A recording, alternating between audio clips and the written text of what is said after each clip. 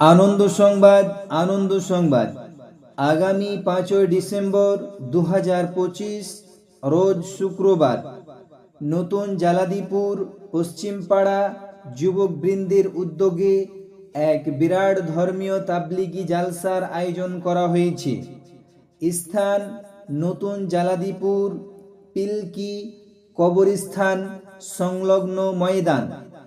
উক্ত জালসায় প্রধান বক্তা হিসাবে উপস্থিত থাকছেন জনাব ব্রাদার রাহুল হোসেন রুহুল আমিন সাহিব, জলঙ্গি, মুর্শিদাবাদ। দ্বিতীয় বক্তা হিসাবে উপস্থিত থাকছেন জনাব মাওলানা আব্দুল করিম বিন আমিনুল ইসলাম সাহেব, জঙ্গিপুর, মুর্শিদাবাদ। তৃতীয় বক্তা হিসাবে উপস্থিত থাকছেন জনাব মাওলানা সৈবুর সুলাইমান উমরি সাহেব, সভাপতি সুতি জামাতে আহলে হাদিস, মুর্শিদাবাদ। চতুর্থ বক্তা হিসাবে উপস্থিত থাকছেন জনাব মাওলানা ইসহাক সালাফি সাহেব, ঝাড়খণ্ড। পঞ্চম বক্তা হিসাবে উপস্থিত থাকছেন জনাব মাওলানা সিরাজুল ইসলাম সাহেব, ইমাম, অত্র জামে মসজিদ।